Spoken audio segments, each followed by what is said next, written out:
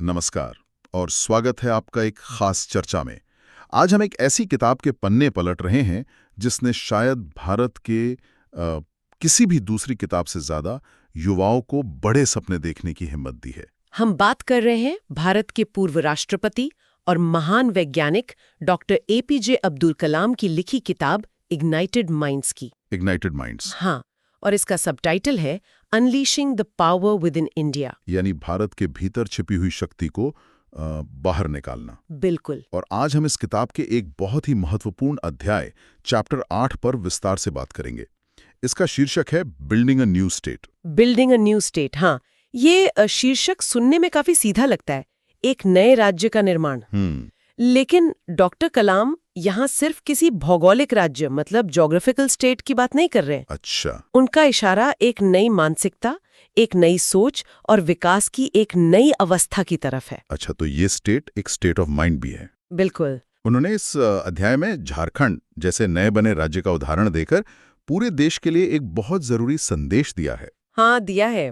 तो चलिए आज इस नक्शे को समझने की कोशिश करते हैं जो डॉक्टर कलाम ने एक विकसित और शक्तिशाली भारत के लिए हमारे सामने रखा है। बिल्कुल। अध्याय की शुरुआत ही एक बहुत शक्तिशाली विचार से होती है। डॉक्टर कलाम प्रसिद्ध विद्वान एफ मैक्स मूलर के एक कथन को याद करते हैं। Max Muller. हाँ, जिसमें मूलर ने कहा था कि अगर धरती पर कोई ऐसा देश है जिसे प्रकृति ने अपनी हर दौलत, शक्ति और खूबसूरती से नवाजा है तो वो भारत है। और इसी सोच के साथ डॉक्टर कलाम हमें सीधे झारखंड ले जाते हैं जो उस समय एक नया राज्य बना ही था। हाँ। लेकिन वहां पहुंचकर उन्हें एक अजीब विरोधाभास, एक पैराडॉक्स दिखाई देता है। और ये विरोधाभास ही मतलब इस अध्याय की नींव है। उन्होंने देखा कि एक तरफ झारखंड प्राकृतिक और खनिज संसाधनों का खजाना है। कितना मतलब अंदाजन? देश का 40% खनिज भंडार अकेले उस राज्य में है। 40%? ये तो बहुत ज्यादा है। बहुत ज्यादा। लेकिन दूसरी तरफ एक भयावह सच्चाई थी।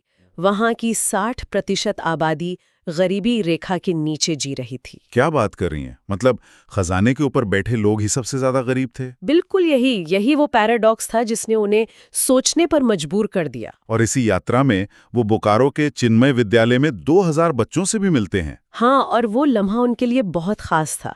उन्होंने बच्चों से कहा कि आप सबका एक ही मिशन होना चाहिए। क्या? झारखंड को एक महान राज्य बनाना। और वहां उन्होंने बच्चों का एक मयूर नृत्य देखा और उसे देखकर कलाम साहब को एहसास हुआ कि हमारे बच्चों में रचनात्मकता की कोई कमी नहीं है। सही बात है। हमारी शिक्षा व्यवस्था को ऐसा होना चाहिए जो इस ऊर्जा को दबाए नहीं बल्कि उसे सही दिशा दे, उसे और निखारे। तो इसी यात्रा के दौरान एक बैठक में कोई उनसे वो सवाल पूछता है जो शायद इस पूरे अध्याय का केंद्र है। हाँ, हम अपना कच्चा माल यानी रॉ मटेरियल दूसरे देशों को क्यों बेचते हैं? बिल्कुल, ये वो सवाल है जो आज भी उतना ही जरूरी है। और इसके जवाब में डॉक्टर कलाम गोवा का एक बहुत ही सटीक उदाहरण देते हैं। गोवा? लोहे वाला? हाँ, बिल्कुल। गोवा से भारी मात्रा में कच्चा लोहा यानी आयरन और बहुत ही सस्ते दाम पर जापान को बेचा जाता है। और जापान उसी कच्चे लोहे से हाई क्वालिटी स्टील बनाता है, फिर उससे गाड़ियां और मशीनें बनाकर हमें ही बेचता है, वो भी कई 100 गुना ज्यादा कीमत पर। इसी प्रक्रिया को वो वैल्यू एडिशन या मूल्य संवर्धन कहते हैं। मतलब कच्चे माल में अपनी तकनीक लगाकर उसे कीमती तैयार उत्पाद में बदलना। एग्जैक्टली। डॉक्टर कलाम कहते हैं कि अगर सिर्फ ये एक काम हम भारत में कर लें तो देश की आमदनी और रोजगार दोनों में क्रांति आ सकती है। और अपनी बात को और मजबूती से रखने के लिए वो एक और कमाल की कहानी बताते हैं। बेरिलियम की कहानी। बेरिलियम, ये नाम सुनने में काफी टेक्निकल लगता है। ये है क्या चीज? जे बेरिलियम एक कमाल का खनिज है, एल्यूमिनियम से भी हल्का लेकिन स्टील से भी ज्यादा मजबूत। अच्छा। अपनी इसी खूबी की वजह से ये मिसाइल और स्पेस टेक्नोलॉजी के लिए किसी खजाने से कम नहीं है। कहानी 1982 की है। तब भारत को अपने मिसाइल प्रोग्राम के लिए बेरिलियम डायाफ्राम की जरूरत पड़ी। तो हमने इसे खरीदने की कोशिश की होगी? हाँ, अमेरिका की एक कंपनी से ऑर्डर भी दिया, लेकिन 3 महीने इंतजार कराने के बाद उन्होंने मना कर दिया। मना कर दिया? क्यों? उन्होंने कहा कि भारत इसका इस्तेमाल मिसाइलों में करेगा, इसलिए ये उन्हें नहीं बेचा जा सकता। इसे टेक्नोलॉजी डिनायल कहते हैं। और मजे की बात यह है कि दुनिया में बेरिलियम के सबसे बड़े भंडार भारत में ही है। बिल्कुल, यही हुआ। हमारा ही माल हमें देने से मना कर दिया गया।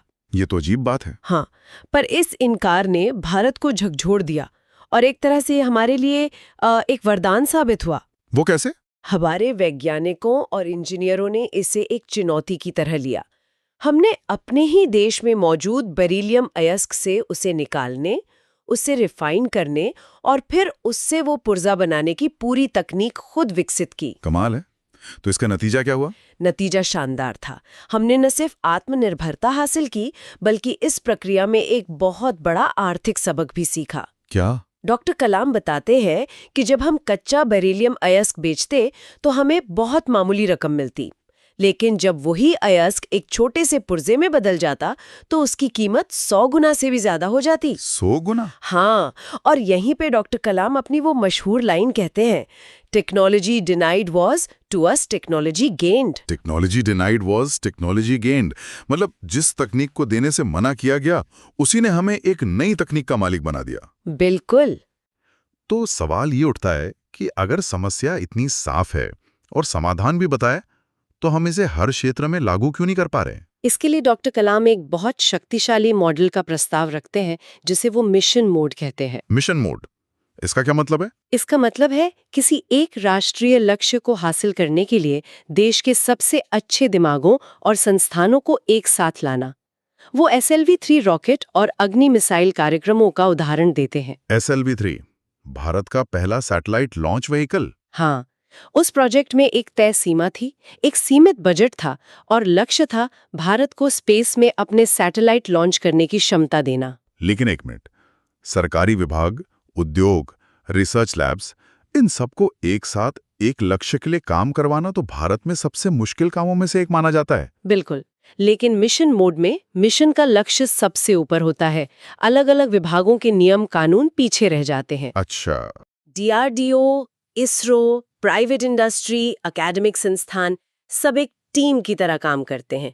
कौन किस विभाग से है ये मायने नहीं रखता। मायने रखता है तो सिर्फ मिशन। तो अगर हमने ये रॉकेट और मिसाइल बनाने में कर दिखाया, तो डॉक्टर कलाम का सवाल है कि हम यही मिशन मोड वाला जज्बा देश के विकास के दूसरे जरूरी क्षेत्रों में क्यों नहीं अपनाते? बिल्कुल, वो यही सवाल पूछते हैं और फिर खुद ही इसके संभावित कारणों पर सोचते हैं। क्या कहते हैं वो? वो कहते हैं, क्या हमें जोखिम मतलब रिस्क लेने से डर लगता है या फिर हमें जवाबदेही यानी अकाउंटेबिलिटी से डर लगता है? जवाबदेही मतलब या तो नतीजा दो या पद छोड़ो। हाँ, उनका इशारा उसी कल्चर की तरफ है। ये जवाबदेही और जोखिम लेने की बात मुझे उस सवाल पर ले आती है जो अक्सर पूछा जाता है। एक छात्र ने डॉक्टर कलाम से भी पूछा था, हाँ, भारतीय लोग विदेश जाकर इतने सफल क्यों हो जाते हैं? और डॉक्टर कलाम इसका बहुत सीधा और स्पष्ट जवाब देते हैं। वो कहते हैं कि विदेश में उन्हें एक परफॉर्मेंस ड्रिवन सिस्टम मिलता है। वहां 3 मुख्य बातें होती हैं। पहली, उन्हें एक टीम की तरह काम करना पड़ता है। दूसरी, वहां का सिस्टम उन्हें परिकलित जोखिम यानी कैलकुलेटेड रिस्क लेने के लिए प्रोत्साहित करता है। और तीसरी और सबसे जरूरी बात, आपकी तरक्की सीधे आपके प्रदर्शन से जुड़ी होती है।